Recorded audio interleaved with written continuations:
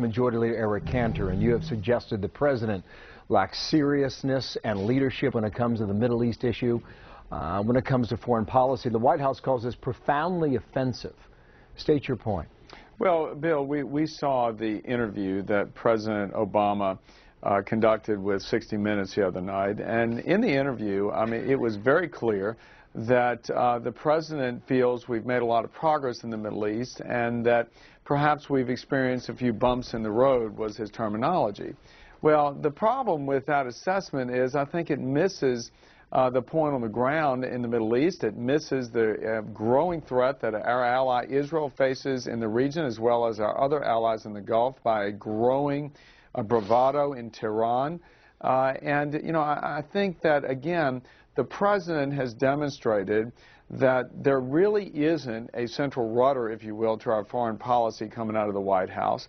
And I think most Americans are looking at it, wanting to see more leadership, wanting to see America lead again.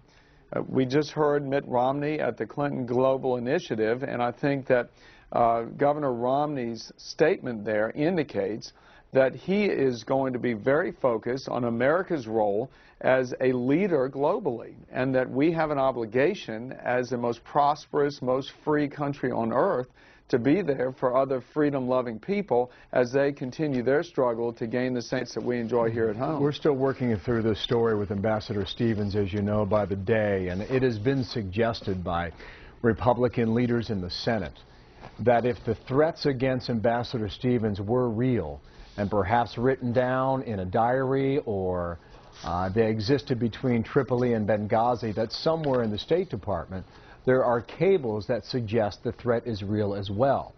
Do you believe that? Well, obviously the information is still forthcoming, but I think that most now will recognize this was a terrorist act. This is also an indication that although bin Laden is dead, Al-Qaeda is not, and that the threat that we face through the fanaticism and the Islamic extremism coming out of the Middle East is very real. And that is what calls for a strong foreign policy right now. And it's something that I know that our friends in Jerusalem and Tel Aviv are not very comfortable with, given the threat that they face and the posture that this White House has taken. And frankly, I think that our allies in the Gulf states also feel the need for a more certain leadership coming out of the White House, something that Mitt Romney demonstrated just a minute ago at the Clinton Global Initiative. Just to be more direct here, Senator Barrasso from Wyoming on our network last evening suggested there was a cover-up through the State Department and perhaps beyond. Do you agree with that?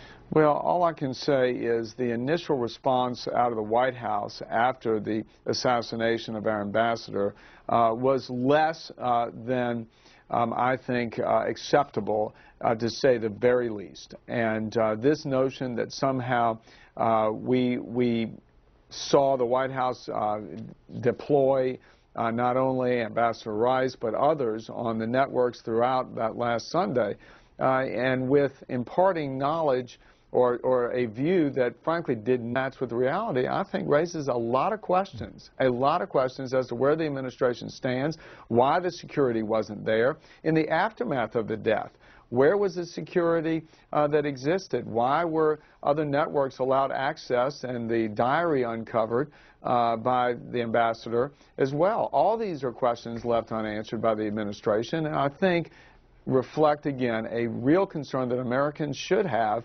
about the commitment to leadership on the part of this White House. Understood, but just to put a fine point on this, you're not using the word cover-up, are you? Well, again, I want to continue to see the information that comes out. I'm very, very concerned about the administration, its posture since the killing and the assassination of our ambassador. Okay. Eric Cantor, thank you, sir. It's good to have you back on our program. Thanks, Bill. All right, Martha. Well, President Obama's last major